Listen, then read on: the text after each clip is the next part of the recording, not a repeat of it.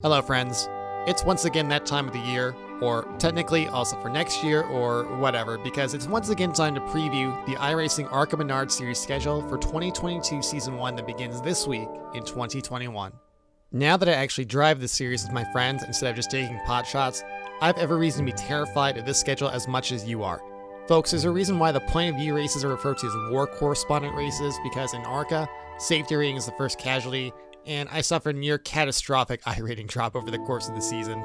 I also have 3 other announcements later in this video of what to expect this season, but now that the new season of the iRacing ARCA Menard series is in full swing, let's go ahead and preview the schedule and find out where the cluster will occur, because boy, there is one this season that is going to be almost certain. So let's go ahead and look at the schedule. We begin our season at the 2 Mile D Oval of Michigan, and honestly, this is one of my favorite tracks to run in IndyCar, but particularly the IndyCar. There's lots of room, there's multiple lanes to navigate, and it generally does produce safe racing, but I won't be able to say the same about week 9 of this season. This track came out like 8 years ago, and unless I did some random IR05 IndyCar race here, I don't think I've ever run this track in an official race. After all the times I've mentioned the horrifically placed crossover gate, and all the times Matt has talked about the walls automatically flipping you or making you ride the wall like Herbie, as you can see here, you can understand why. Bristol is truly an institution, but my goodness is this track just a banging on your I rating, your safety rating, and yeah, probably your protest record too. It's been a full year since Bristol has been on the iRacing ARCA schedule, and that's probably a good thing for everyone's safety rating. Does this track have too much banking for these cars? Probably. Will it race better than the 550 package and Cup? Probably. This track was previously updated so that all the lanes in the corners will have varying levels of grip, which could mean 3-wide racing. 3-wide racing in Atlanta in an underpowered stock car. What could possibly go wrong? Yet another personal favorite of mine, but unfortunately in the real world, it now mostly serves as a glorified parking lot for the Wisconsin State Fair. But in the days of yesteryear, legends like Oldfield, De Palma, Mays, Clark, Foyt, Unser, Andretti, Rahal all drove here, and now you can too, John Smith 54. I don't remember the last time I even drove the paved track in official, and honestly, why would you want to? All you ever do is turn here. I hesitate to even call the street parts of this track straightaways.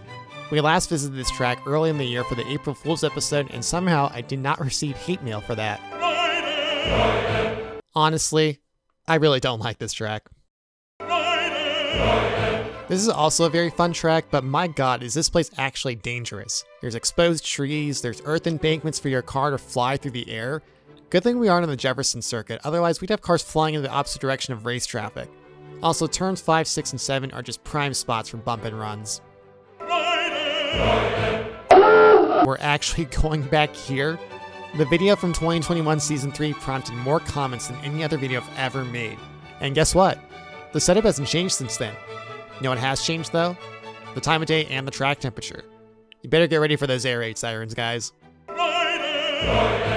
As far as I know, this is the first time the rescan version will be featured, so unfortunately there's no possibility of cars flying out of the track in turn 1.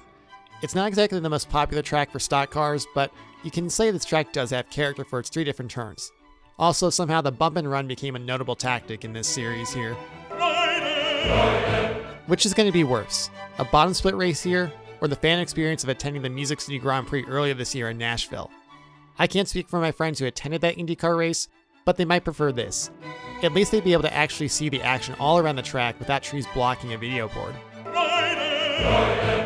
And lastly, we end the season in Phoenix 2008, a classic standby for this car before NASCAR turned it into a roller coaster, and the second track that I ever did a video of this series, so it still holds a special place in my heart.